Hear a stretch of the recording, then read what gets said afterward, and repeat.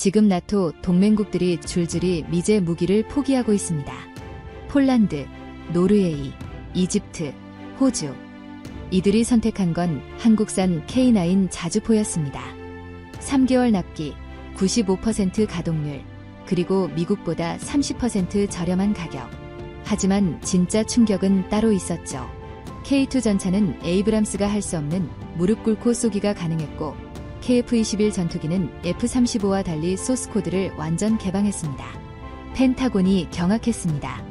이대로라면 10년 안에 F-16 생산 라인이 폐쇄되고 미국 방산업계 500만 일자리가 사라진다는 예측입니다.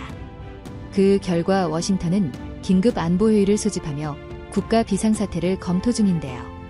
과연 무슨 일이 있었던 걸까요? 영상 시작 전에 구독과 좋아요를 눌러주시면 한국의 숨겨진 저력을 세계에 알리는데 큰 힘이 됩니다. 미국 분석관의 사연입니다. 미국이 한국에게 졌다고 말하는 건가? 트럼프 대통령이 제 멱살을 잡을 듯 다가왔을 때 저는 고개를 끄덕일 수밖에 없었습니다. 제 이름은 데니얼 로버츠입니다. 미 국방고등 연구계획국 DRPA 소속의 무기 시스템 분석관입니다. 제 커리어는 세계에서 가장 강력하고 가장 진보했으며 가장 치명적인 미합 중국의 군사력을 분석하고 예측하고 또 유지하는 데 바쳐왔습니다. 제 세계에서 미제 무기는 표준이었고 다른 모든 것은 그것을 모방하려는 아류에 불과했습니다. 저희는 게임의 규칙을 만드는 자들이었고 나머지는 그 규칙 안에서 발버둥 치는 자들이었습니다. 이 확고한 신념의 첫 번째 균열이 가기 시작한 것은 버지니아 알링턴의 제 사무실에 도착한 한 장의 보고서 때문이었습니다. 폴란드 M109A7 팔라딘 자주포 성능 개량 사업 대신 한국 K9 썬더 도입 확정. 저는 커피잔을 입에 대려다 말고 멈췄습니다. K9. 한국산. 저는 보고서를 다시 읽었습니다. 오타가 아니었습니다. 폴란드는 우리의 M109, 그 명백한 전장의 지배자를 버리고 아시아의 작은 반도에서 만든 포를 선택했습니다. 그것도 러시아의 위협을 코앞에 둔 나토의 최전방 국가가 말입니다. 장난하는군요. 저는 헛웃음을 쳤습니다. 제 첫 번째 반응은 정치였습니다. 분명 백악관이나 국무부가 폴란드 정부가 원하는 무언가를 들어주지 않았거나 아니면 저쪽에서 파격적인 리베이트라도 제공했을 터였습니다. 무기 거래는 순수한 성능만으로 결정되지 않으니까요. 하지만 후속 요약본은 제 예상을 비웃었습니다. 선정 사유, 1. 압도적인 납품 속도, 2. 현지 평가단의 성능 만족도, 특히 사격 속도 및 기동성, 3. 신속한 현지 기술 이전 및 생산 조건. 성능 만족도라는 단어가 제 망막을 태웠습니다. M109A7은 지난 50년간 전장을 지배해온 M109 시리즈의 최종 진화형입니다. 디지털화된 사격 통제 장치, 강화된 장갑, 브래들리 장갑차와 부품을 공유하는 강력한 파워팩. 이건 검증된 물건이었습니다. 그런데 고작 30년도 안 된 실전 경험도 미미한 아시아제 자주포가 성능에서 만족을 졌다고요. 국장님께서 저를 부르셨습니다. 데니얼, 폴란드건 말이야. 이게 단순한 해프닝인지 아니면 우리가 놓치고 있는 추세인지 알아봐야겠네. 물론입니다. 전형적인 저가 공세라고 봅니다. 당장 급하니 상갑에 빨리 받을 수 있는 물건을 집은 거겠죠. 품질은 조악할 겁니다. 나도 그러길 바라네. 하지만 폴란드는 지금 농담할 때가 아니야. 그들은 유럽에서 가장 진지하게 전쟁을 준비하는 나라일세. 자네가 직접 가봐야겠어. 폴란드로 말입니까? 그래. 가서 직접 보고 듣게. K9이 M109를 이긴 원인을 분석해서 보고해. 단순한 가격 문제인지 아니면 우리가 모르는 무언가가 있는지. 이건 단순한 계약 하나가 아니야. 나토의 균열일 수도 있네. 그렇게 저는 일주일 뒤 바르샤바행 비행기에 올랐습니다. 제 가방에는 이 육군 화기 사령부에서 받은 M109A7의 최신 데이터 시트와 경쟁 제품인 K9의 성능 재원이 담긴 태블릿이 들어있었습니다. K9의 재원은 나쁘지 않았습니다. 155mm 52 구경장, 자동 장전, 40km 이상의 사거리. 하지만 그건 종이 위의 숫자에 불과했습니다. 진짜 전장은 신뢰성의 영역입니다. 수십 년간 축적된 데이터, 수백만 발의 사격으로 검증된 M109의 신뢰성을 저들이 고작 몇 년 만에 따라잡았다고요. 저는 코웃음을 쳤습니다. 빠른 추격자의 한계는 명확합니다. 그들은 언제나 우리보다 한 발 뒤에서 우리가 버린 기술을 개량할 뿐입니다. 이번 출장은 그 한계를 확인하고 폴란드 국방부가 얼마나 어리석은 결정을 내렸는지 확인하는 절차가 될 터였습니다. 바르샤바 슈팽 공항의 공기는 차가웠습니다. 11월의 폴란드는 이미 겨울의 문턱에 서 있었고 잿빛 하늘은 묘한 긴장감을 들이우고 있었습니다. 저를 마중 나온 주 폴란드 미 대사관의 무관, 존슨 대령의 표정도 날씨만큼이나 굳어 있었습니다. 와줘서 고맙네, 로버츠 박사. 상황이 좀 복잡해. 복잡하다니요. 그냥 계약 하나가 틀어진 것 아닙니까? 우리는 방탄 처리된 검은색 세단을 타고 시내로 향했습니다. 그렇게 간단했으면 자네가 여기까지 올 필요도 없었겠지. 존슨 대령이 창밖을 보며 말했습니다. 폴란드 측 사람들을 만나보면 알 거야. 그들은 지금 뭐랄까, 우리에게 단단히 콩깍지가 벗겨진 것 같아. M109에 실망했다는 겁니까? A7 버전은 거의 신형입니다. 우리가 가진 최고의 기술이라고. 알아. 나도 포병 출신이야. 하지만 그들 말은 달라. 느리고 비싸고 약속을 지키지 않는다. 이게 그들이 우리 무기 체계에 내린 평가일세. 납기 문제는 인정합니다. 우리 방산업체들의 생산 라인이 포화 상태인 건 사실이니까. 하지만 성능은 직접 보게. 내일 톨은 포병 훈련장으로 갈 걸세. 그곳에 한국에서 막 도착한 K9들이 배치되어 있어.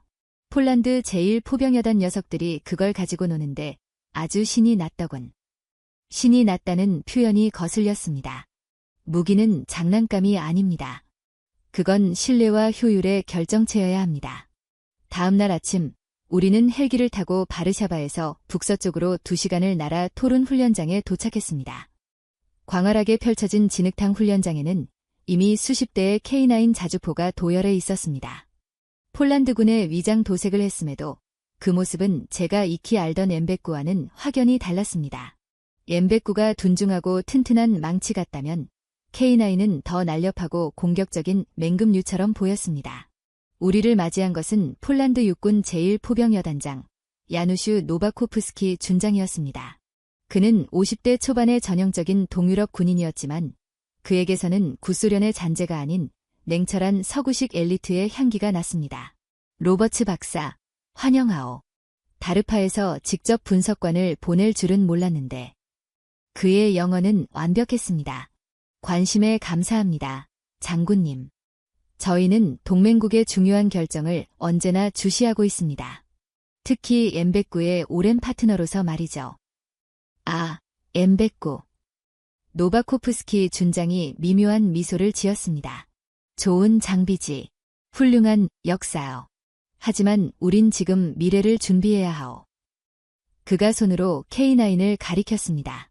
그리고 이게 우리의 미래요, 천동. 이름 한번 잘 지었지. 저는 속으로 비웃었습니다. 천둥이라니. 유치하기 짝이 없었습니다. 성능 시연을 볼 수 있겠습니까? 저희 데이터와 실제가 얼마나 일치하는지 궁금하군요. 물론. 백문이 불여일견이지. 자, 저기 관제탑으로 올라갑시다. 관제탑에 오르자 훈련장 전체가 한눈에 들어왔습니다. 저 멀리 15km 지점에 표적지들이 설치되어 있었습니다. 지금부터 세대의 K9이 동시 탄착 사격 임무를 수행할 거예요. 세 문이 각기 다른 각도로 2발씩 총 6발을 발사해 단일 표적에 동시에 떨어뜨릴 거예요. 준비됐나? 준장이 무전기에 대고 외쳤습니다. 저는 스톱워치를 눌렀습니다. M109A7도 숙련된 포반이라면 1분 이내에 동시 탄착 사격 준비를 마칠 수 있습니다. 임무 접수. 표적 엑스레이. 좌표 155. 무전이 떨어지기 무섭게 대기하고 있던 K9 한 대가 포신을 빠르게 움직였습니다. 사격. 첫 번째 K9이 불을 뿜었습니다. 둔중한 폭음이 대지를 울렸습니다. 쾅! 저는 스톱워치를 봤습니다. 임무 접수 후 첫 발 발사까지 22초. 이럴 수가. 제 입에서 저도 모르게 탄식이 흘러나왔습니다. M109A7의 디지털 사격 통제 장치로도 30초 이내에 초탄을 쏘는 것은 거의 불가능에 가까웠습니다. 그건 신들린 포반이나 가능한 일이었습니다. 쾅! 쾅! 두 번째, 세 번째 포가 연달아 불을 뿜었습니다. 쾅! 쾅! 쾅! 그들은 각기 다른 각도로 두 번째 사격을 이어갔습니다. 세문이 총 6발을 쏘는데 걸린 시간은 고작 45초였습니다. 이제 표적을 보시오. 노바코프스키 준장이 망원경을 건넸습니다. 저는 렌즈로 15km 밖의 표적지를 바라봤습니다. 잠시 후, 거의 동시에 6개의 거대한 흙먼지 기둥이 표적지를 완벽하게 감싸며 폭발했습니다. 오차 범위라고는 찾아볼 수 없는 완벽한 동시 탄착이었습니다. 맙서사. 존슨 대령이 옆에서 중얼거렸습니다. 저들은 저걸 하루 종일 하더군. 저는 할 말을 잃었습니다. 저건 단순한 사격 시연이 아니었습니다. 저건 예술의 경지였습니다. 자동화된 사격 통제와 정교한 유압 시스템, 그리고 자동 장전 장치가 한치의 오차도 없이 맞물려 돌아가지 않으면 불가능한 퍼포먼스였습니다. 인상적이군요. 저는 애써 침착한 목소리를 냈습니다. 하지만 동시 탄착 사격은 숙련도의 문제이기도 합니다. 신뢰성은 어떻습니까? 특히 가동률 말입니다. 이것이 저의 마지막 보루였습니다. 신형 무기는 언제나 어린애병에 시달립니다. 복잡한 시스템일수록 고장은 잦기 마련입니다. M109는 수십 년간의 개량을 통해 이 부분에서만큼은 최고라고 자부했습니다. 노바코프스키 준장은 저를 지그시 바라봤습니다. 신뢰성이라. 로버츠 박사, 저기 도열한 24문의 K9이 보시오. 보입니다. 저중 20세대가 지금 당장 임무 수행이 가능하오. 나머지 한 대는 정기 점검 중이지. 가동률 95.8%. 우리가 운용하던 구형 M109A2, A5의 평균 가동률이 얼마였는지 아시오? 55%였소. 날씨가 좋으면 60%였지.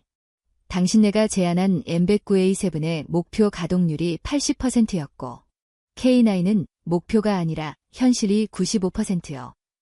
저는 반박할 말을 찾았습니다.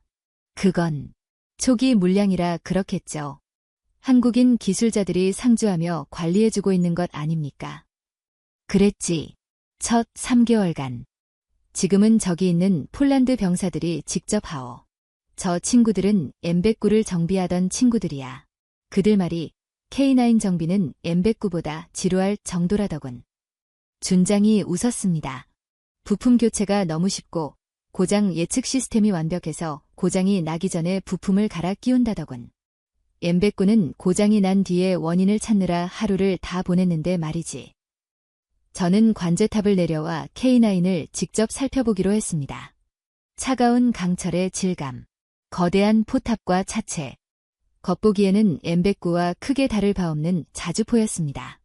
하지만 내부를 들여다볼수록 저는 경악을 금치 못했습니다. 이게 파워팩입니까? 폴란드 정비병이 K9의 후면 엔진룸을 열어 보였습니다. 거대한 디젤 엔진과 변속기, 냉각 시스템이 하나의 모듈로 묶여 있었습니다. 그렇소. 정비병이 말했습니다. 이거 통째로 드러내는데 30분도 안 걸리오. M109 엔진을 드러내려면 반나절은 꼬박 걸렸는데. 모듈식 설계.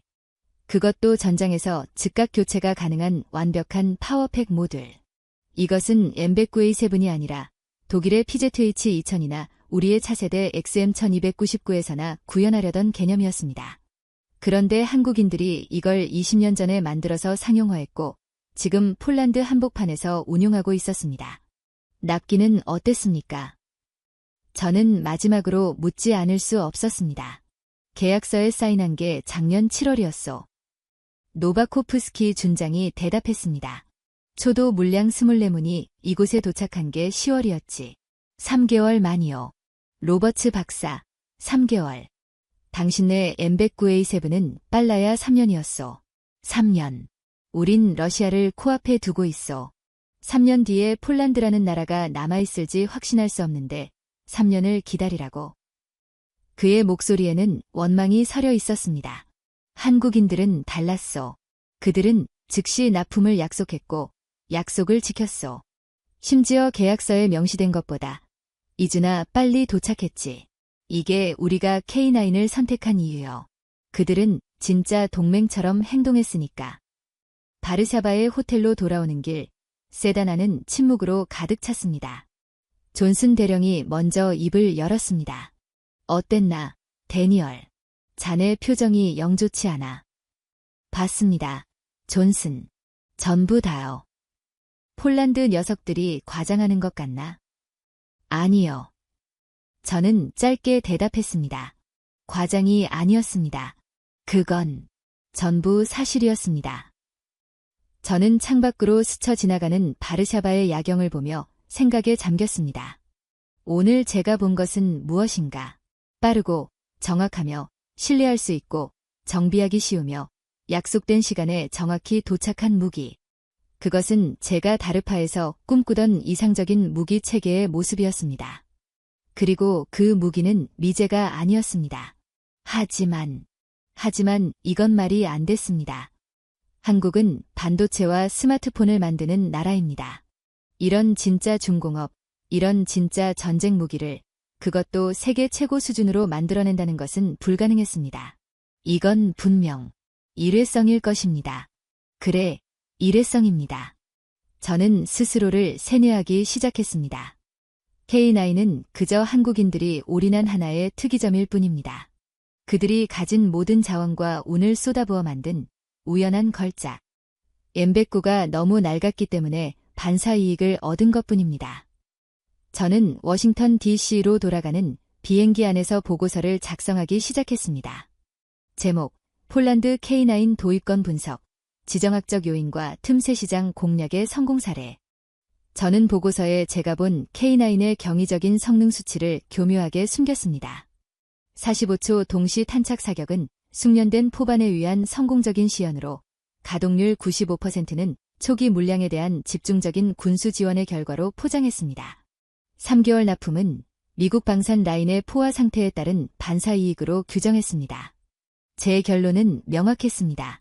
K9의 성공은 우연의 일치다. 이는 M109A7의 성능적 결함이 아닌 1. 우크라이나 사태로 인한 폴란드의 비이성적인 즉시 전력화 요구 2. 한국의 파격적인 저가 공세 및 신속 납품 마케팅이 결합된 일회성 해프닝이다. K9은 M109의 성능을 본질적으로 위협하는 존재가 아니며 미국의 자주포 시장 패권은 여전히 공고하다. 저는 저가 공세라는 단어에 힘을 주었습니다. 그것이 국장님과 펜타곤이 가장 듣고 싶어하는 말일 테니까요. 그들은 우리가 기술이 아니라 가격 때문에 졌다고 생각하고 싶어 할 것입니다. 보고서를 제출하자 국장님은 안도의 한숨을 내쉬었습니다. 그렇군. 역시 돈 문제였어. 빌어먹을 가격 경쟁. 괜찮아, 데니얼. 우리가 돈으로 밀리면 기술로 찍어 누르면 돼. 수고했네. 저는 제 사무실로 돌아와 자리에 앉았습니다. 창밖으로 포토맥 강이 보였습니다. 저는 옳은 일을 한 걸까요? 저는 진실을 보고한 걸까요? 아니요. 저는 거짓말을 했습니다. 저는 제가 본 것을 부정했습니다. 폴란드 장군의 그 미묘한 미소, M109를 역사라고 부르던 그 멸시, K9의 완벽했던 동시 탄착 사격, 95%의 가동률. 그 모든 것이 제 뇌리에서 떠나지 않았습니다. 노바코프스키 준장이 마지막에 했던 말이 귓가에 맴돌았습니다. 로버츠 박사, 우린 K9만 사는 게 아니오. K2 전차도 계약했어. 알다시피 당신네 에이브람스 대신이지. 그것도 즉시 납품받기로 했어. 아, 그리고 KF-21이라는 전투기도 개발 중이라더군. 그것도 아주 흥미롭다고 들었어. 그때 저는 그 말을 허풍이라고, 패배자의 마지막 발악 같은 것이라고 무시했습니다. K9 하나 성공했다고 전차와 전투기까지. 에이브람스와 F-35의 아성에 도전한다고. 아시아의 작은 나라가. 저는 책상 위에 쌓인 다른 보고서들을 밀어냈습니다. 그리고 제보안 터미널에 접속했습니다. 검색, K2 흑표 전차, 성능 재원, 실전 배치 현황. 검색, KF-21 보람의 전투기, 개발 현황, 비행 테스트. 저는 현실을 부정했습니다. 하지만 제 아내 분석가가 다르파의 데니얼 로버츠가 경고하고 있었습니다. 만약 K9이 일회성이 아니라면, 만약 그것이 시작에 불과하다면, 저는 폴란드에서 본 것이 빙산의 일각일지도 모른다는 끔찍한 예감에 사로잡혔습니다. 저는 데이터를 확인해야 했습니다. 폴란드 장군이 옳았는지, 아니면 제가 쓴 보고서가 맞았는지. 저의 진짜 임무는 바르샤바에서 끝난 것이 아니었습니다. 그것은 이제 막 제 사무실에서 시작되고 있었습니다. 워싱턴 DC로 복귀한 첫 일주일은 지독한 안도감과 불쾌한 이질감의 연속이었습니다. 알링턴의 다르파 본부, 제 사무실의 익숙한 공기, 창밖으로 보이는 변함없는 포토맥강, 그리고 제 보고서에 만족하며 고개를 끄덕이던 국장님의 표정. 이 모든 것이 정상을 외치고 있었습니다. 폴란드 토론 훈련장의 진흙탕과 쾅 하고 울리던 K9의 포성은 마치 다른 세상의 일처럼 멀게만 느껴졌습니다. 저는 제 보고서 틈새 시장 공략의 성공 사례라는 제목의 그 종이 쪼가리 뒤에 숨었습니다. 국장님과 펜타곤의 장성들은 그들이 듣고 싶었던 답을 들었고, 저는 그들에게 안도감을 판 대가로 제 커리어의 안정을 보장받았습니다. M109A7 팔라딘 개량 사업은 예산 삭감 없이 그대로 진행될 것이고, 우리의 동맹들은 여전히 미제라는 이름값에 기꺼이 지갑을 열 준비가 되어 있다고 모두가 믿고 싶어 했습니다. 그래, K9은 그저 해프닝이었습니다. 저는 매일 아침 출근길에 스스로에게 되뇌었습니다. 우크라이나 전쟁이라는 특수성, M109의 노후화된 생산 라인, 그리고 한국인들의 오버에 가까운 납품 속도가 만들어낸 기이한 삼중주. 그 이상도 이하도 아니라고 말입니다. 하지만 밤이 되면 제 집무실의 보안 터미널은 다른 이야기를 하고 있었습니다. 로버츠 박사, 우린 K9만 사는 게 아니오. K2 전차도 계약했어. 알다시피 당신네 에이브람스 대신이지. 폴란드의 노바코프스키 준장의 목소리가 귓가에 이명처럼 맴돌았습니다. 그가 역사라고 불렀던 M109, 그리고 미래라고 불렀던 K9, 그가 흥미롭다고 했던 KF-21, 젠장. 저는 아무도 없는 사무실에서 욕설을 내뱉었습니다. 제 분석가로서의 본능이 지난 20년간 데이터를 먹고 살아온 제 뇌가 제가 작성한 보고서가 틀렸다고 비명을 지르고 있었습니다. 저는 현상을 본 것이 아니라 제가 보고 싶은 것만 보고서에 담았습니다. 저는 제 공식 업무였던 차세대 인공지능 기반 전장 인식 시스템 프로젝트 파일을 화면 한 구석으로 밀어냈습니다. 그리고 비기밀 인터넷 프로토콜 라우터 네트워크를 통해 공개된 정보들을 긁어모으기 시작했습니다. 시작은 K2 전차였습니다. K2 흑표. 이름은 그럴싸했습니다.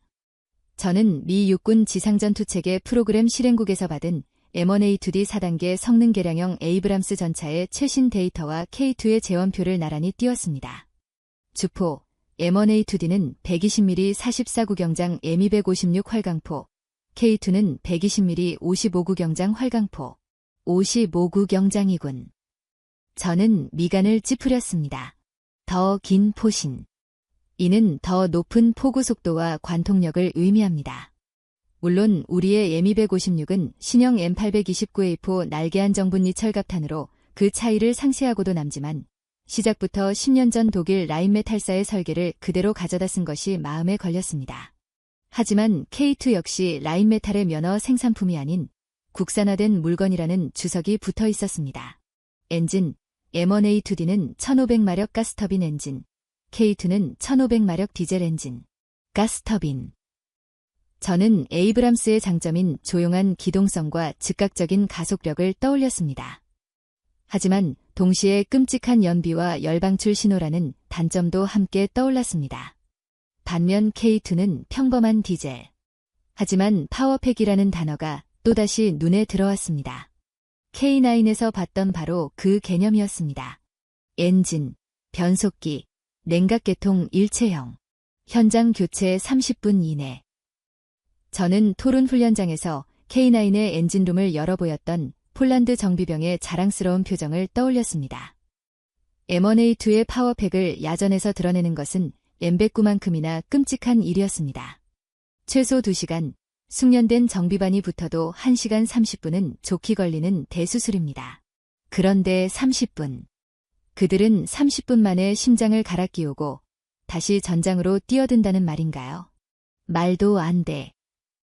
저는 기밀 인터넷 프로토콜 라우터 네트워크에 접속했습니다. 좀 더 깊은 정보가 필요했습니다. 국방정보국에 올라온 한국군 관련 평가 보고서를 뒤졌습니다. 보고서들은 하나같이 K2를 북한의 위협에 대응하기 위한 방어적 성격의 3.5세대 전차로 규정하고 있었습니다. 훌륭하지만 에이브람스나 레오파르트 2E7과 급이 다른 한 수 아래의 장비로 취급했습니다. 하지만 세부 항목을 볼수록 제 손에 땀이 찼습니다. 특이사항, 유기압식 현수장치 탑재, 차체 전후좌우 능동적 제어 가능, 무릎 쏴 및 앉았다 자세 구현. 저는 관련 영상을 찾아보았습니다. 충격적이었습니다. K2 전차가 마치 살아있는 짐승처럼 차체를 앞으로 숙여 포신의 부각을 극대화하고 산악 지형에서 차체를 기울여 수평을 잡았습니다. 이것은 단순한 승차감 개선의 문제가 아니었습니다. 한반도 같은 험준한 산악 지형에서 혹은 폴란드의 구릉지대에서 매복과 능선 사격에 압도적으로 유리한 고지를 점할 수 있다는 뜻이었습니다. 우리의 M1A2는 토션바 방식의 한계로 인해 상상도 할 수 없는 기동이었습니다. 이건 방어용이 아니야. 더 경악스러운 것은 자동 장전 장치였습니다. M1A2는 4명의 승무원, 전차장, 포수, 조종수, 그리고 탄약수가 탑승합니다. 탄약수는 전장에서 가장 위험하고 힘든 임무를 수행합니다. 그가 부상을 입거나 공황에 빠지면 에이브람스의 발사 속도는 급격히 저하됩니다. 우리는 수십 년간 이 인간 탄약수의 신뢰성을 높이기 위해 수백만 달러를 쏟아부었습니다. K2는 탄약수가 없었습니다. 3인승이었습니다. 포탑 후방의 버스령 자동 장전 장치가 분당 10에서 12발의 포탄을 기계적으로 장전했습니다. 이것은 프랑스의 르클레르나 러시아의 T-시리즈와 같은 캐로젤 방식의 위험한 설계와는 차원이 달랐습니다. 승무원과 탄약이 완벽하게 분리된 안전하면서도 빠른 방식. K9의 자동 장전 시스템을 전차에 맞게 변형시킨 건가? 저는 K9의 동시 탄착 사격 시연이 떠올랐습니다. 그 기계적이고 정확했던 움직임. 그것이 전차에 적용되었습니다. M1A2의 숙련된 탄약수가 6초에 한 발을 장전한다면 K2는 피로도, 공포, 부상과 상관없이 5초에 한 발을 꾸준히 쏠 수 있다는 계산이 나왔습니다. 그리고 마지막 결정타는 능동 방호 시스템이었습니다. 한국형 능동 방호 시스템.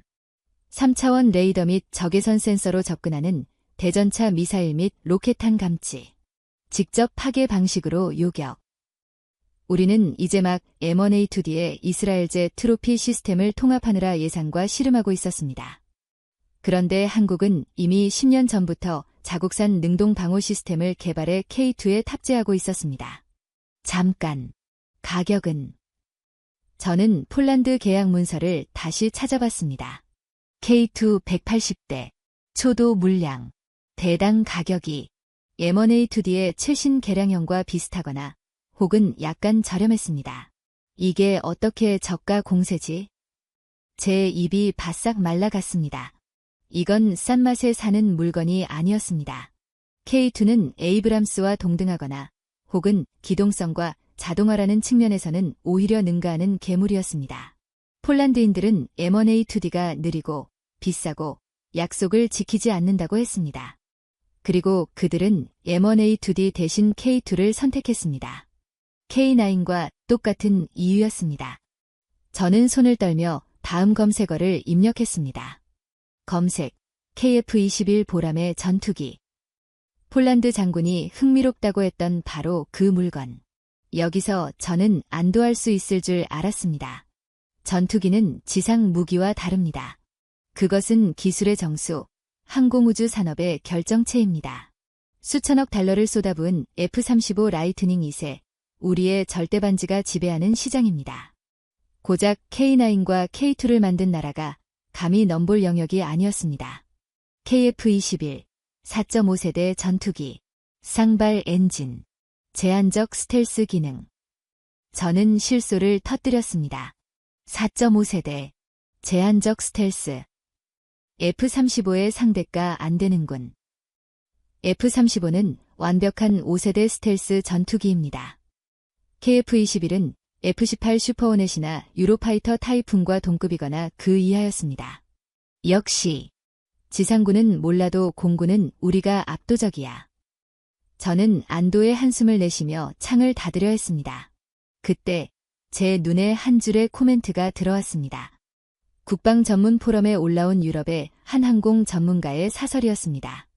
KF-21의 진정한 무서움은 그것이 F-35를 대체하는 것이 아니라 F-35가 할 수 없는 시장을 완벽하게 장악한다는 데 있다. 중략. F-35는 너무 비싸고 너무 복잡하며 너무 미국 중심적이다. 미국이 허락하지 않으면 무장 하나 마음대로 달 수 없다. 하지만 KF-21은 다르다. 이것은 F-16의 진정한 후계자다. F-16. 제 심장이 쿵하고 내려앉았습니다.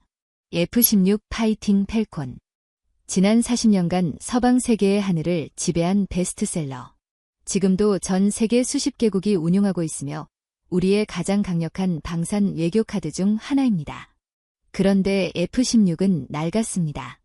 F-16V 바이퍼로 개량하고는 있지만 태생적인 한계가 명확했습니다. 그리고 그 빈자리를 F-35가 채우기에는 그 전문가의 말대로 F-35는 너무 비싸고 너무 까다로웠습니다. 저는 KF-21의 데이터를 다시 열었습니다. 쌍발 엔진으로 F-16은 단발입니다. F-35와 동일한 미제 F-414 엔진. AASA 레이더는 한국 국산. 각종 공대공, 공대지 미사일은 유럽제 미티어, IRIS-T, 미국제 AM-120, AM-9X 등 완벽한 호환성을 갖췄습니다. 그리고 소스 코드의 완전한 개방. 이런 미친. F-35는 블랙박스입니다. 동맹국이라도 핵심 소스 코드는 절대 열어주지 않습니다. 무장 통합, 스텔스 코팅. 모든 것이 미국의 통제하에 있습니다. 하지만 KF-21은 구매국이 원한다면 얼마든지 자국산 무장을 통합하고 개량할 수 있도록 열려 있었습니다. 이것은 F-35의 경쟁기가 아니었습니다. 이것은 F-16과 라팔, 유로파이터, 그리펜이 싸우던 4.5세대 시장을 올킬하기 위해 나타난 포식자였습니다. 가격, F-35의 절반 이하, 유지비, F-16과 동등. 저는 머리를 감싸 쥐었습니다. 폴란드는 왜 K2와 K9을 샀는가? 그들은 F-16과 F-35도 운용하고 있습니다. 그들은 왜 KF-21에 흥미를 보였는가? 납기. 저는 나지막이 중얼거렸습니다. K9은 3개월 만에 갔습니다. K2도 1년 만에 초도 물량이 갔습니다. 그렇다면 KF-21은 2026년 양산 목표, 2030년까지 120대 생산. 그들은 K9과 K2를 팔아번 돈으로 KF-21의 개발비를 충당하고 있었습니다. 그리고 폴란드는 KF-21의 잠재적 구매자로서 그 개발에 참여하고 있었습니다. K9을 사준 대가로 말입니다. 퍼즐 조각이 맞춰지기 시작했습니다. 이것은 개별 무기의 문제가 아니었습니다. K9 자주포에서 K2 전차로 그리고 KF-21 전투기로 이어지는, 이것은 육군 시장에서 시작해 공군 시장으로 이어지는 거대하고 치밀한 K-방산 포트폴리오였습니다. 저는 다르파의 전매 특허인 전략 시뮬레이션 프로그램 아틀라스를 구동했습니다. 전 세계 무기 시장 동향 및 지정학적 변수를 예측하는 시스템이었습니다. 저는 폴란드 K9 도입이라는 변수를 일회성 해프닝에서 추세의 시작으로 수정했습니다. 그리고 K2와 KF-21의 데이터를 제가 방금 분석한 현실적인 수치로 입력했습니다. 가격 경쟁력이 아니라 성능 우위와 신속한 납기, 기술 이전이라는 변수를 가중치로 부여했습니다. 시뮬레이션 대상 지역 1. 유럽 나토 2. 중동 UAE, 사우디 3. 동남아 필리핀, 말레이시아 4. 오세아니아 호주. 미국 방산업체 변수 M109 M1A2 생산 라인 노후화 현실 반영, F-35 납기 지연 현실 반영. 시뮬레이션 시작. 저는 엔터 키를 눌렀습니다. 모니터에 향후 10년간의 무기시장 점유율 그래프가 그려지기 시작했습니다. 1년차, 변화 없음. 2년차, 폴란드, K9, K2 추가 도입. 루마니아, K9 도입 검토. 3년차, 이집트, K9 도입 확정. 호주, K9을 레드백 장갑차와 함께 묶어 도입 확정. 미국, M109 시장 일부 잠식 인정. 4년차, 노르웨이, 핀란드 K9 추가 도입. K2 전차, M1A2D를 제치고 노르웨이 시장 진출. 5년차, KF21 양산 시작. 폴란드, KF21 초도 물량 도입 확정. F16V 구매 취소. 뭐야? 잠깐. F16V 구매 취소. 그래프가 미친 듯이 요동치기 시작했습니다. 6년차, 사우디아라비아, 오일머니를 기반으로 K9, K2, KF21 풀패키지 도입 협상 시작. 미국의 F-35 판매 거부에 대한 반발. 7년차, K방산, 유럽의 레오파르트2 시장까지 위협. 독일, 프랑스 차세대 전차 개발 일정 차질. 8년차, KF21, 필리핀, 말레이시아, 인도네시아 등 동남아 시장 석권. F-16 신규 판매 제로. 9년차, 미국, F-16 생산 라인 폐쇄 결정. 10년차, K방산, 전 세계 지상 무기 시장 점유율 40% 돌파. F-35를 제외한 비스텔스기 시장 35% 장악. 시뮬레이션 결과, 미합 중국 방산 패권, 핵심 시장에서 심각한 위협에 직면. K9은 틈새가 아닌 교두보였음. 위협 등급, 알파. 알파 등급이라고? 알파 등급은 다르파 시뮬레이션에서 즉각적이고 실존적인 위협을 의미하는 최고 경보 단계였습니다. 지난 10년간 이 등급이 뜬 것은 중국의 대만 침공 시나리오뿐이었습니다. 저는 의자에서 거의 쓰러질 뻔했습니다. 제가 틀렸습니다. 제 보고서는 완벽한 쓰레기였습니다. 저는 폴란드에서 진실을 봤지만 그것을 제 손으로 덮어버렸습니다. 이건 가격의 문제가 아니었습니다. 이것은 시스템의 문제였습니다. 노바코프스키 준장이 흥미롭다고 했던 것은 KF-21 자체가 아니었습니다. K9을 3개월 만에 납품하고 K2를 1년 만에 보내주며 동시에 KF-21이라는 4.5세대 전투기를 자체 개발해내는 나라. 그 나라 자체가, 그 산업 시스템 자체가 흥미롭다는 뜻이었습니다. K9이 훌륭한 게 아니었습니다. K2가 뛰어난 게 아니었습니다.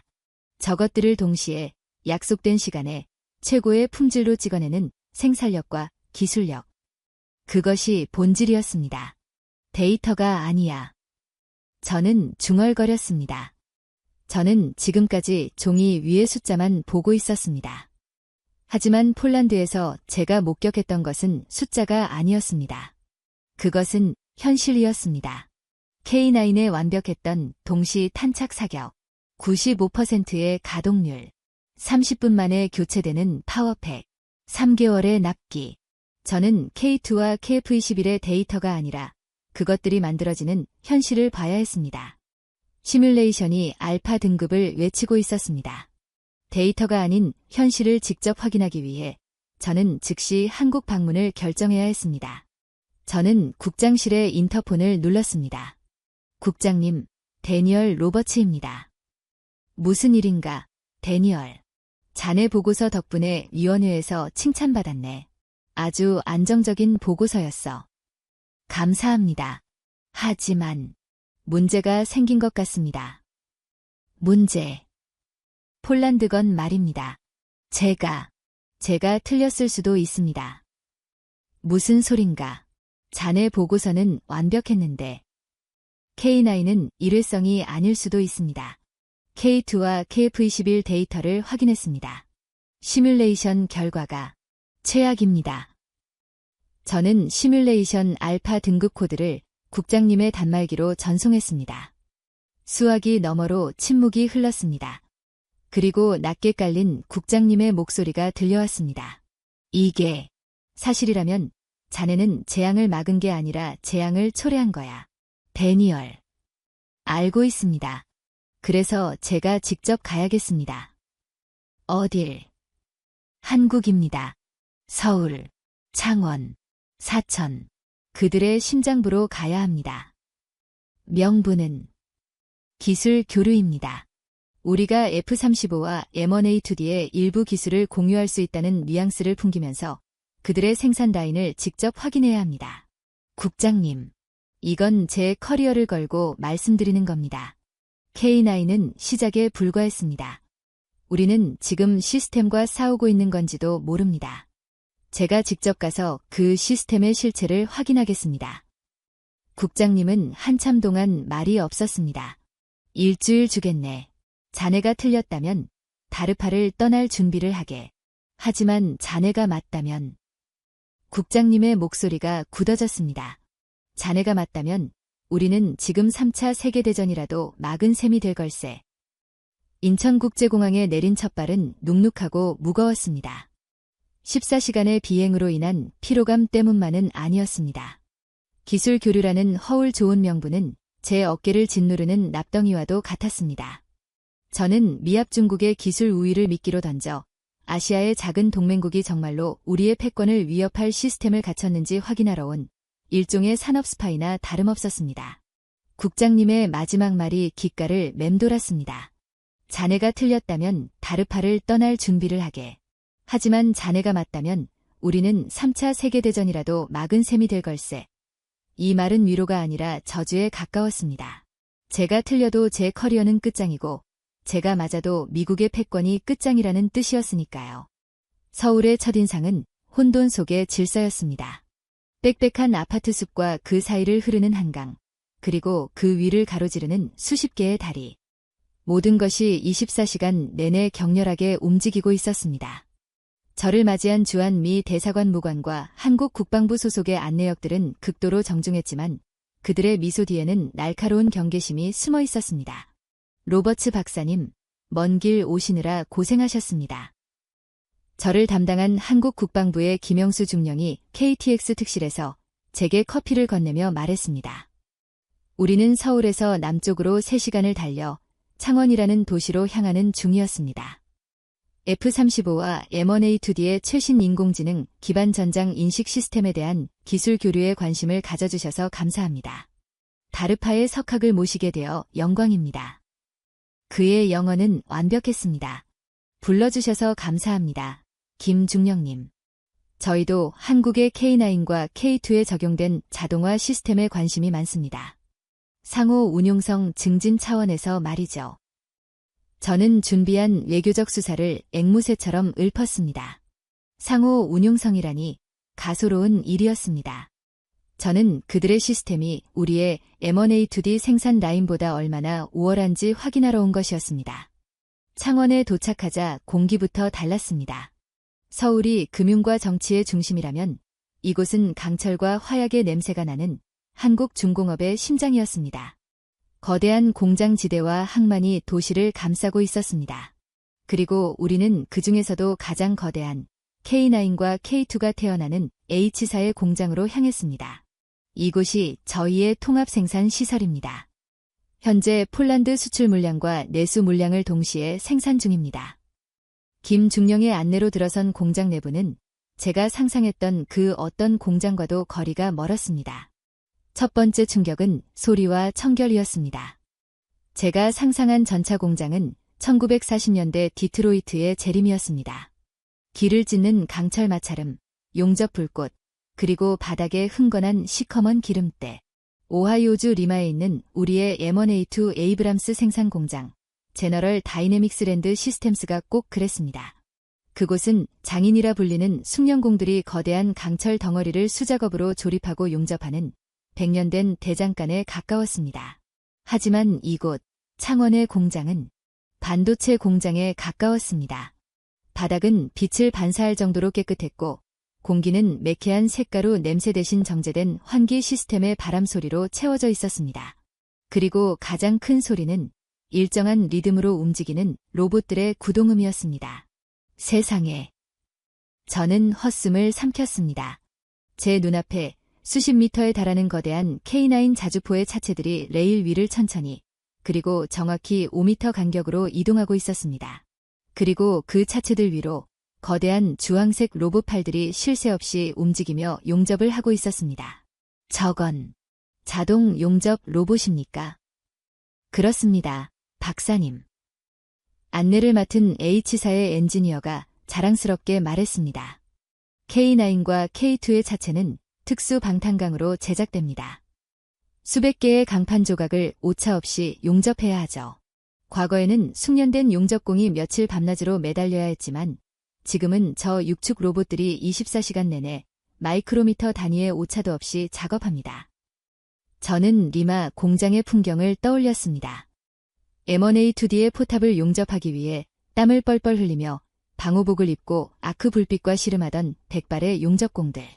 그들의 장인 정신은 훌륭했지만 그들은 하루 8시간 일하고 주말에는 쉬어야 했습니다. 하지만 저 로봇들은요. 24시간 365일 피로도, 불만도, 노조도 없이 그저 생산만 했습니다. 생산 라인이 K9과 K2가 혼용되고 있군요. 저는 더 경악스러운 사실을 발견했습니다. 왼쪽 레일에서는 K9의 포탑이, 오른쪽 레일에서는 K2 전차의 차체가 동시에 조립되고 있었습니다. 네, 모듈식 설계와 유연 생산 시스템 덕분입니다. 엔지니어가 태블릿을 터치하자 제 앞에 스크린에 도면이 떴습니다. K9과 K2는 파워팩, 현수장치 등 일부 핵심 모듈을 공유하거나 혹은 규격화된 조립 공정을 공유합니다. 덕분에 우리는 시장 수요에 따라 K9 라인을 K2 라인으로 혹은 그 반대로 즉시 전환할 수 있습니다. 지금은 폴란드 물량을 맞추기 위해 K9 60%, K2 40% 비율로 가동 중입니다. 저는 머리를 한 대 얻어맞은 기분이었습니다. 유연 생산 시스템. 포드와 토요타가 자동차 산업에서 이룩한 것을 이들은 전차와 자주포라는 중장비에 구현해냈습니다. 우리는 M109와 M1A2를 다른 공장에서 다른 인력들이 다른 부품을 가지고 만듭니다. M109 라인이 포화 상태라고요. 그럼 M1A2 라인을 돌리면 되지 않냐고요. 불가능합니다. 그건 공장을 새로 짓는 것과 같은 일입니다. 하지만 이들은 달랐습니다. K9 주문이 밀려들면 K2 라인의 로봇 프로그램을 수정해 K9을 만들면 그만이었던 겁니다.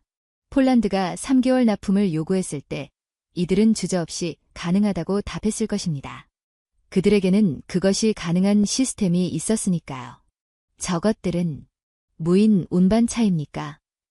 제 눈을 의심했습니다.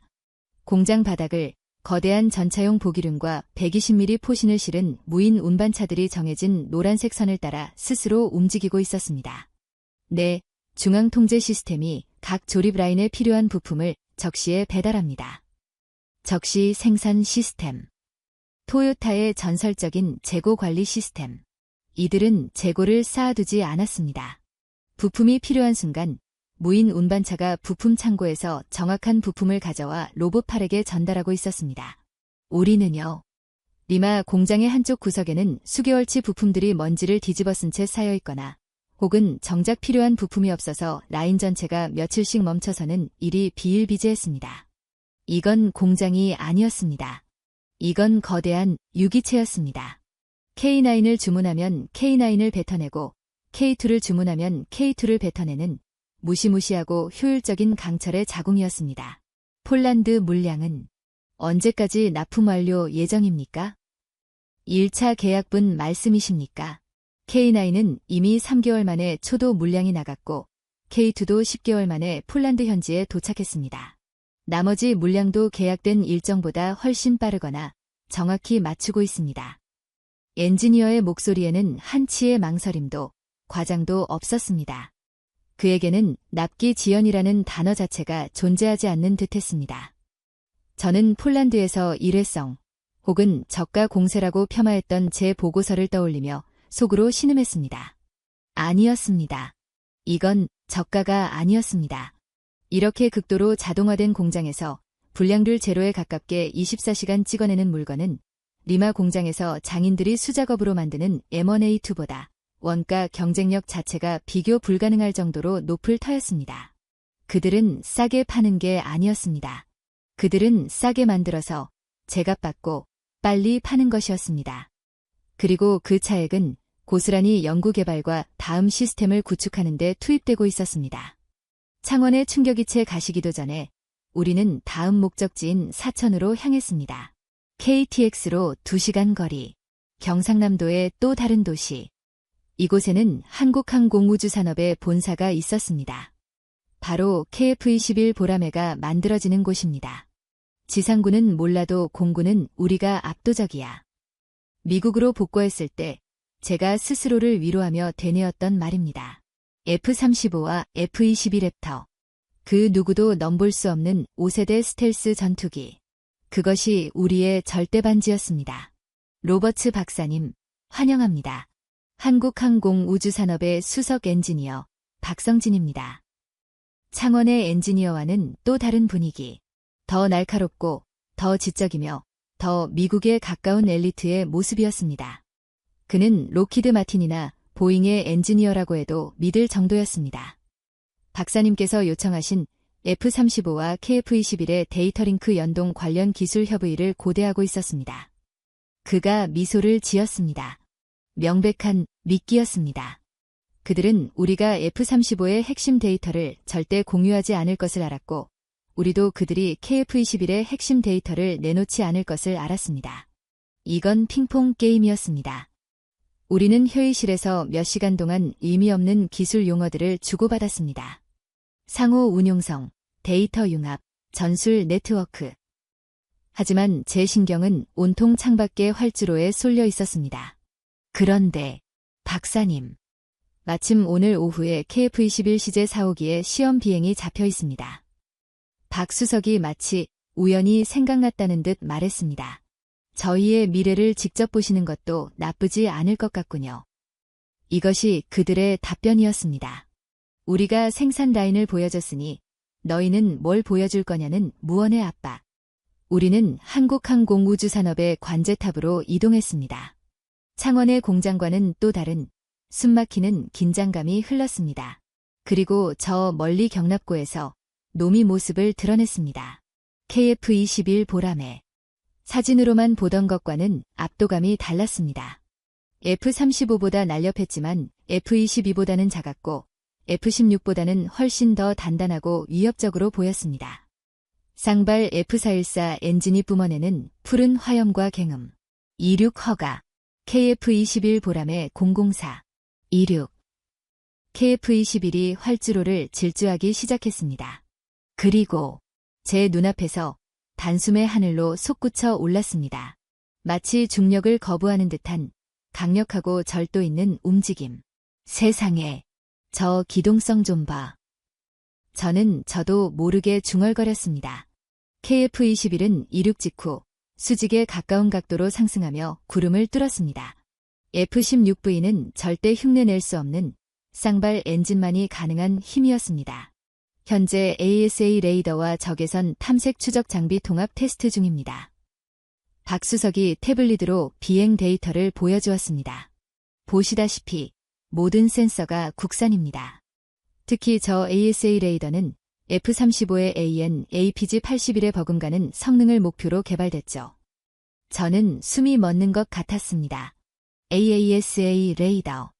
그것은 현대 전투기의 눈이자 뇌였습니다. 우리는 이 기술을 F-35의 핵심으로 분류하고 동맹국에게조차 블랙박스로 묶어 판매했습니다. 그런데 한국은 그것을 자체 개발해서 자체 생산한 전투기에 달고 있었습니다. 무장 통합은 어떻습니까? 미티어 공대공 미사일 테스트는 성공적이었다고 들었습니다만. 성공적이죠. 박 수석이 웃었습니다. 미티어뿐만이 아닙니다. IRIS-T, AIM-120, AIM-9X, 유럽제든 미제든 우리가 원하면 무엇이든 통합할 수 있습니다. 우리는 F-35처럼 허락을 받을 필요가 없으니까요. 허락을 받을 필요가 없다. 저는 그 말의 무게를 깨달았습니다. 이것이 바로 F-16 시장을 노린 K방산의 결정타였습니다. F-16을 운용하는 수십 개의 나라들. 그들은 미국에게 F-16을 샀지만 그 비행기에 새로운 폭탄이나 미사일을 달고 싶을 때마다 워싱턴의 허락을 받아야 했습니다. 록히드 마틴의 막대한 통합 비용을 지불해야 했습니다. 그들은 미국의 방산 정책에 종속되어 있었습니다. 하지만 KF-21은 달랐습니다. 당신들 나라의 무기를 달고 싶습니까? 좋습니다. 소스 코드를 열어드리죠. 직접 하십시오. 이것은 F-35를 살 돈이 없거나 F-35를 팔아주지 않는 나라들에게는 해방이나 다름없는 제안이었습니다.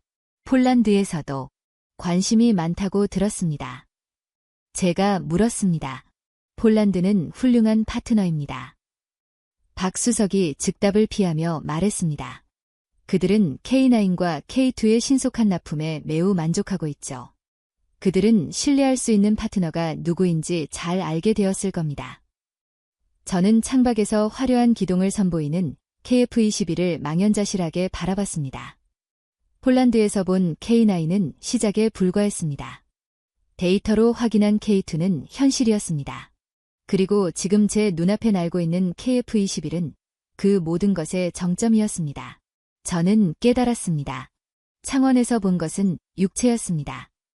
24시간 쉬지 않고 강철을 찍어내는 무시무시한 생산력.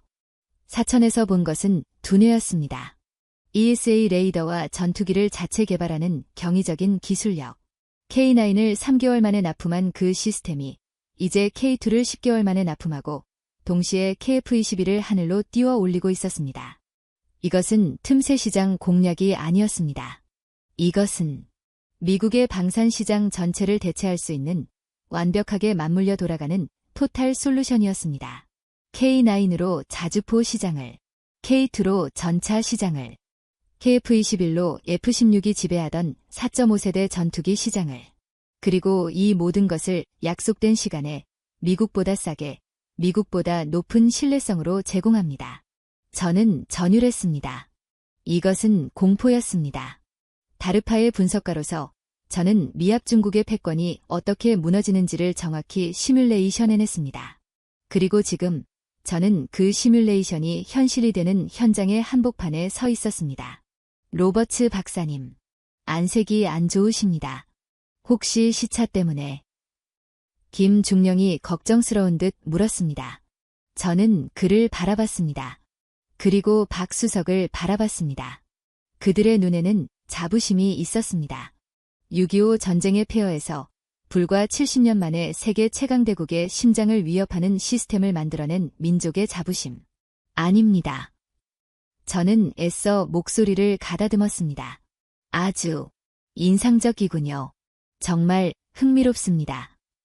폴란드의 노바코프스키 준장이 했던 말을 저는 이제야 진심으로 이해할 수 있었습니다. 김중령님, 박 수석님, 급한 용무가 생각났습니다. 기술 교류는 대단히 유익했지만 저는 모든 일정을 중단하고 즉시 워싱턴 DC로 돌아가야겠습니다. 저는 더 이상 볼 필요가 없었습니다. 데이터는 확인을 넘어 증명되었습니다. 시뮬레이션의 알파 등급은 오히려 과소평가였습니다. 인천에서 워싱턴 DC로 향하는 보잉 777의 퍼스트 클래스 좌석은 제가 아는 가장 편안한 좌석임에도 불구하고 지옥의 가시방석처럼 느껴졌습니다. 14시간의 비행 내내 저는 1분도 잠들지 못했습니다. 창밖으로 태평양의 끝없는 푸른빛과 그 위를 떠다니는 구름이 보였지만 제 눈에는 창원의 로봇팔과 사천의 KF-21 날개만이 어른거렸습니다. 로버츠 박사님, 아주 인상적이군요. 한국을 떠나기 직전 공항에서 저를 배웅하던 김영수 중령의 마지막 말이 귓가를 맴돌았습니다. 그는 제 표정에서 모든 것을 읽었을 것입니다. 저의 경악, 저의 공포, 그리고 저의 완벽한 패배를 말입니다. 그의 눈은 자부심을 넘어 연민을 담고 있었습니다. 마치 한때 존경했던 스승이 몰락해버린 모습을 보는 제자의 눈빛처럼 말입니다. 저는 암호화된 제 태블릿을 열었습니다. 화면에는 알파 등급 보고서 초안이라는 제목이 깜빡이고 있었습니다. 제가 다르파로 복구하자마자 국장님에게 그리고 신이시여 대통령에게 보고해야 할 내용이었습니다. 저는 폴란드에서 돌아왔을 때 썼던 첫 번째 보고서를 떠올렸습니다. 틈새 시장 공략의 성공 사례. 저는 그 보고서에서 K9의 성공을 적가 공세와 운으로 치부했습니다. 저는 제 커리어를 지키기 위해 그리고 미제 무기는 표준이라는 저의 신념을 지키기 위해 진실을 예면했습니다. 국장님의 말이 떠올랐습니다. 자네가 틀렸다면 다르파를 떠날 준비를 하게. 하지만 자네가 맞다면 우리는 3차 세계대전이라도 막은 셈이 될 걸세. 저는 틀리지 않았습니다. 저는 맞았습니다. 그리고 그 맞았다는 사실이 3차 세계대전보다 더 끔찍한 현실일지도 모른다는 예감에 사로잡혔습니다. 전쟁은 이기고 질 수라도 있습니다. 하지만 대체된다는 것, 구시대의 유물로 전락한다는 것은 패배보다 더한 소멸을 의미했습니다. 우리는 중국의 양적 팽창을 두려워하며 그들의 항공모함과 전투기 숫자를 세는 데 집중했습니다. 하지만 진짜 위협은 우리의 가장 가까운 동맹국, 우리가 70년 전 폐허에서 구원해냈다고 믿었던 바로 그 나라에서 질적인, 그것도 시스템적인 형태로 자라나고 있었습니다. 중국은 우리의 적수가 되기 위해 우리를 모방하려 애썼습니다.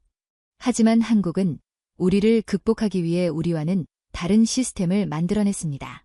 승객 여러분, 곧 워싱턴 덜레스 국제공항에 비행기가 하강을 시작하자 저는 태블릿을 끄고 넥타이를 고쳐 맸습니다. 심장이 미친 듯이 뛰기 시작했습니다. 저는 지금 불타는 트로이의 성벽에서 유일하게 탈출한 카산드라가 된 기분이었습니다.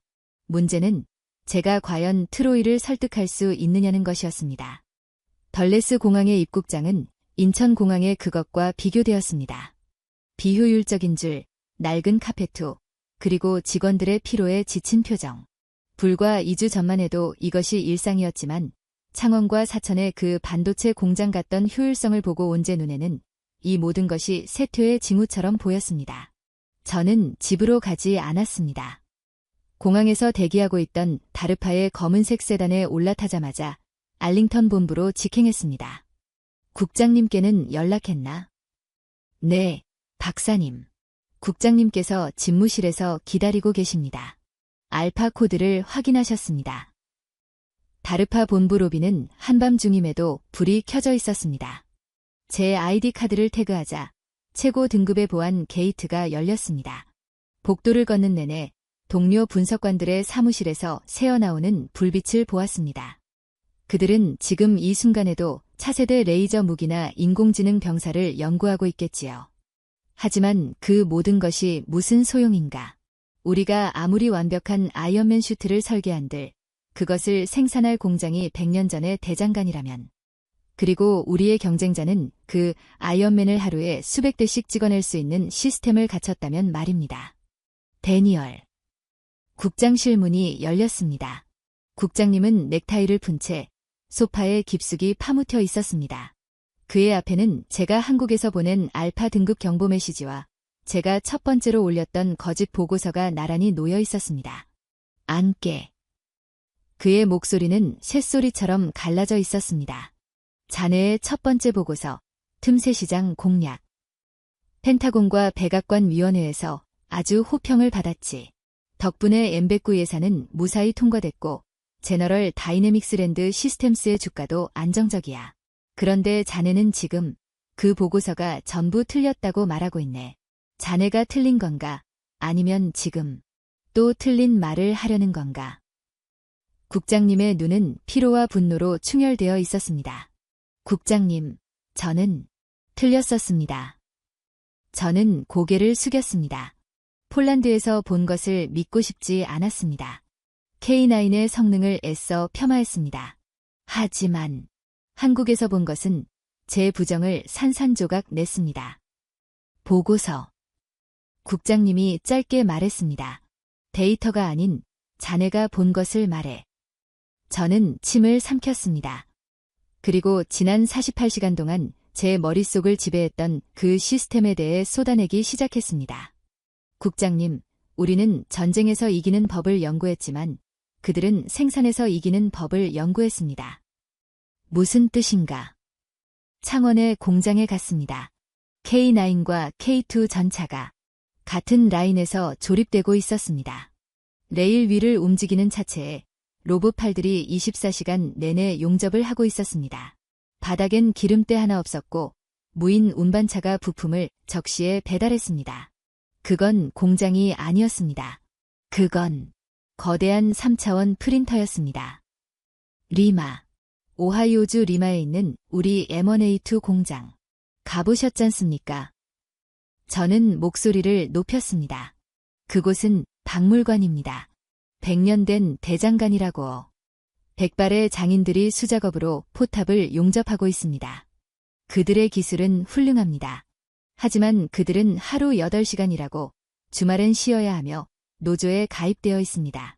창원의 로봇들은 24시간이라고 휴가도 불평도 없습니다.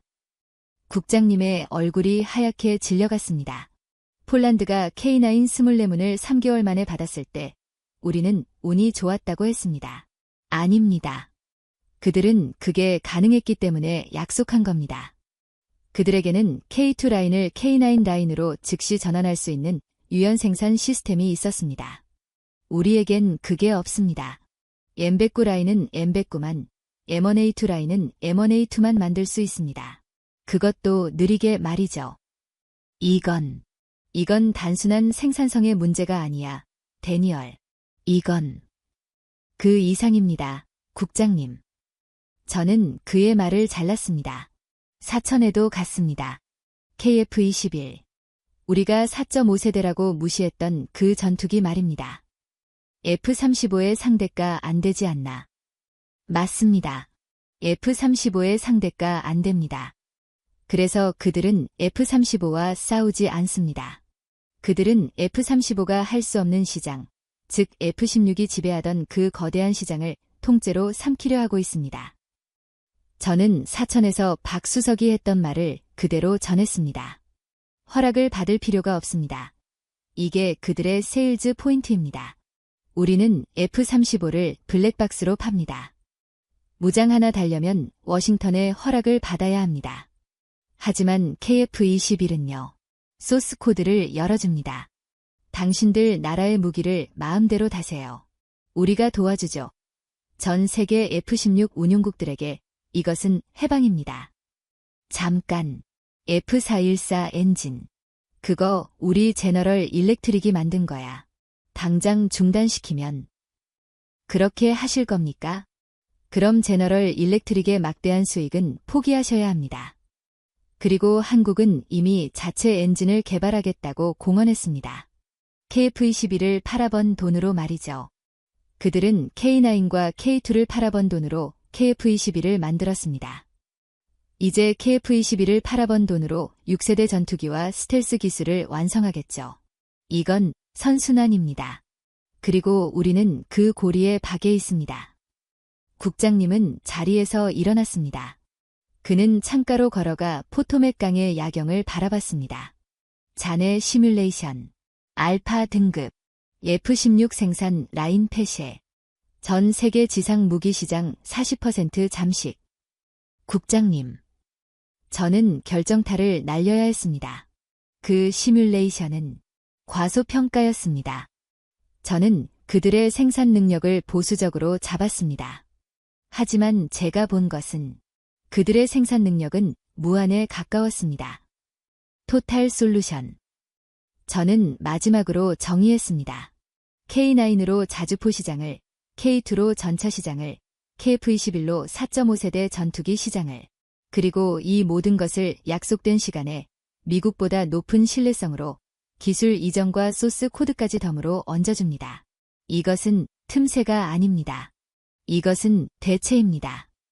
그들은 미합 중국의 방산 패권 전체를 대체할 수 있는 시스템을 완성했습니다. 국장님이 천천히 돌아섰습니다. 데니얼, 자네는 우리가 지난 20년간 중국을 막기 위해 쏟아부은 수조 달러가 사실은 엉뚱한 곳을 겨누고 있었다는 말을 하는 건가? 중국은 우리의 현재를 모방하려 했습니다. 하지만 한국은 우리의 미래를 훔쳤습니다. 아니요, 그들 스스로 만들었습니다. 국장님은 자신의 책상으로 돌아와 붉은색 보안 전화를 들었습니다. 국장, 펜타곤이 아니야. 백악관일세. 그가 제 눈을 똑바로 보며 말했습니다. 자네는 지금부터 내가 하는 말을 단 한 글자도 빼놓지 말고 기억하게. 그리고 그곳에서 그대로 말하게. 자네의 첫 번째 보고서가 아니라 바로 지금 한 말 그대로. 이건 다르파나 국방부 차원에서 끝날 일이 아니야. 이건 대통령이 직접 알아야 할 일일세. 새벽 3시. 저는 검은색 캐딜락 에스컬레이드에 타고 있었습니다.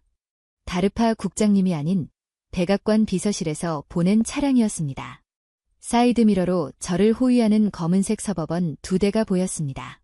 워싱턴 DC의 텅 빈 거리를 우리는 마치 전쟁이라도 난 것처럼 질주했습니다. 백악관 웨스트윙. TV에서만 보던 그곳에 저는 비행기에서 내린 지 8시간도 안 되어 서 있었습니다.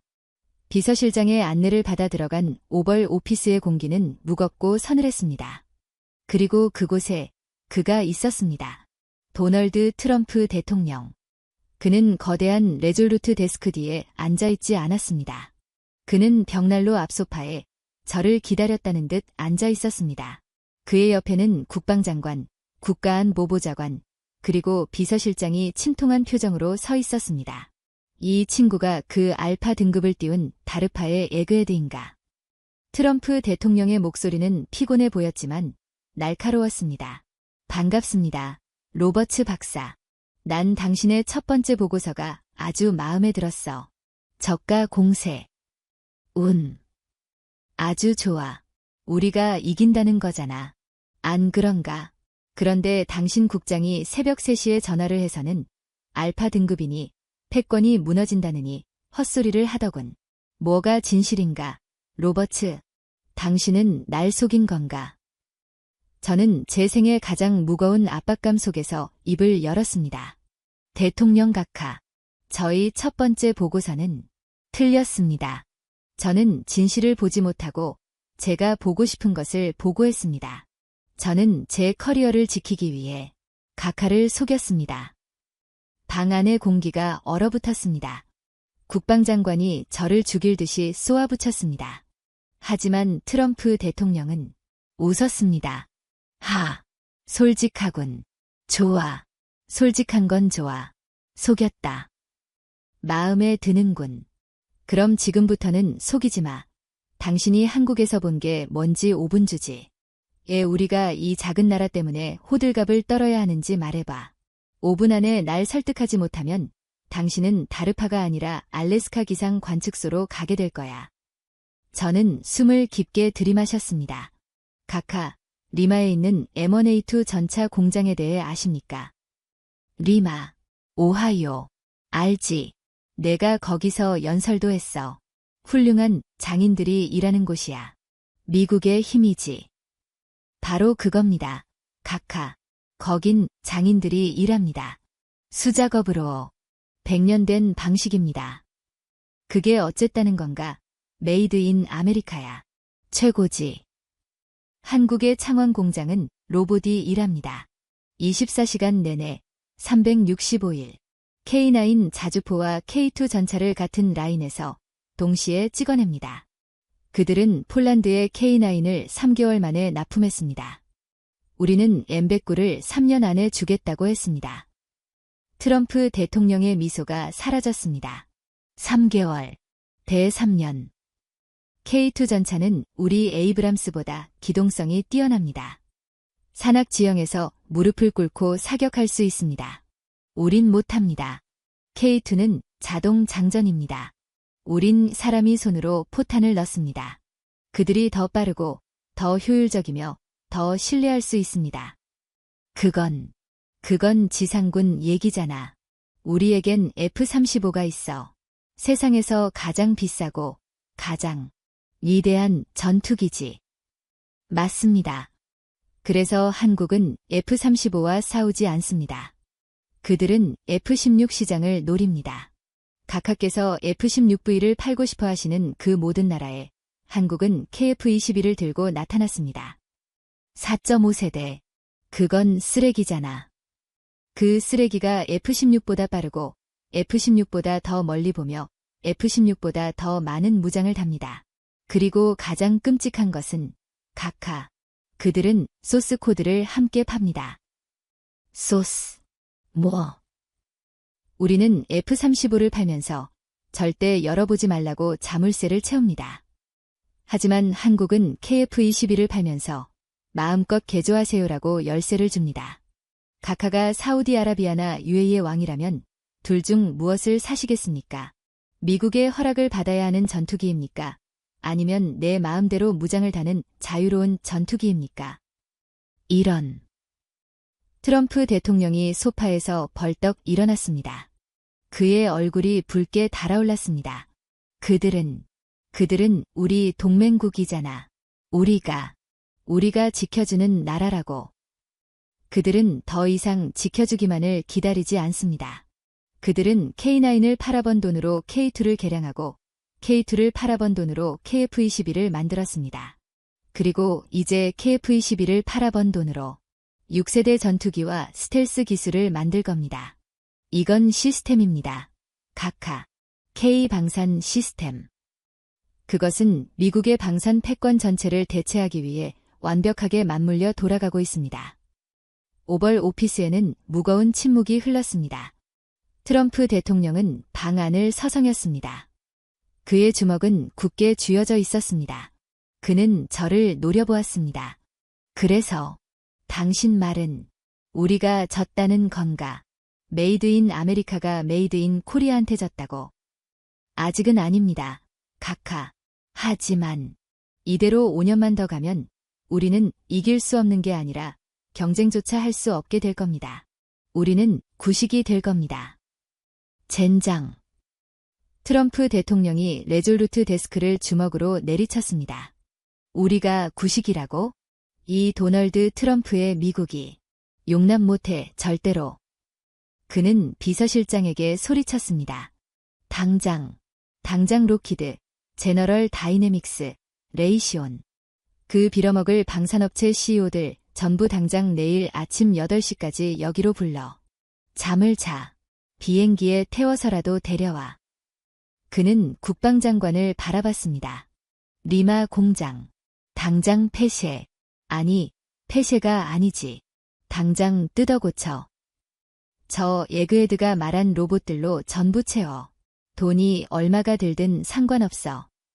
그리고 마지막으로 그가 저를, 데니얼 로버츠를 손가락으로 가리켰습니다. 당신, 알파 양반. 로버츠. 네, 각하. 당신이 이걸 찾아냈어. 아주 끔찍하게 잘 찾아냈어. 내 잠을 다 깨웠다고. 그가 저에게 다가왔습니다. 그러니까 이제 당신이 이걸 고쳐. 제가 말씀이십니까? 그래, 특별대책팀. 이름은 뭐로 할까? 미국 생산 혁신팀. 좋아. 당신이 팀장이야. 다르파, 펜타곤, 백악관. 당신이 원하는 모든 자원을 주지. 당신 임무는 딱 하나야. 트럼프 대통령이 제 어깨를 꽉 움켜쥐었습니다. 저 한국 시스템이 뭔지 알아내. 훔치든, 베끼든, 더 좋게 만들든. 상관 안 해. 1년 주지. 1년 안에 리마 공장에서 K9보다 더 좋은 포를, K2보다 더 좋은 탱크를, 저 빌어먹을 로봇들이 3개월 만에 찍어내게 만들어. 할 수 있겠나, 로버츠? 저는 그의 불타는 눈을 바라봤습니다. 저의 현실 부정에서 시작된 이 여정은 이제 미국의 현실 개조라는 거대한 임무로 끝을 맺고 있었습니다. 저는 폴란드에서, 창원에서, 사천에서 미국의 패권이 무너지는 소리를 들었습니다. 하지만 지금 이 오벌 오피스에서 저는 그 무너진 패권을 다시 세워야 하는 책임을 떠맡게 되었습니다. 네, 대통령 각하. 저는 대답했습니다. 해가 뜨기 시작한 워싱턴 DC 외 창밖을 바라보며 저의 전쟁은 이제 막 시작되었습니다. 어떻게 보셨나요? 데니얼 로버츠가 백악관에서 그들은 미래를 스스로 만들었다고 외쳤을 때 여러분은 어떤 장면이 떠오르셨나요? 저는 포항제철의 용광로와 울산 조선소의 거대한 골리앗 크레인, 그리고 반도체 공장의 하얀 방진복이 떠올랐습니다. K방산의 신화는 어느 날 갑자기 나타난 것이 아니라 수십 년간 묵묵히 산업 현장을 지켜온 우리 아버지, 어머니들의 위대한 유산입니다. 미국이 장인 정신을 내세울 때 우리는 스마트 팩토리와 디지털 전환으로 한 발 앞서 나갔습니다. 남들이 불가능하다고 비웃을 때 우리는 밤을 새워가며 결국 해답을 찾아냈습니다. 소설 속 폴란드 군인들의 환호와 엔지니어들의 자부심은 바로 이러한 우리의 노력이 세계 무대에서 인정받는 감격적인 순간이었습니다. 데니얼 로버츠는 이제 우리의 경쟁자가 되었습니다. 하지만 우리는 두렵지 않습니다.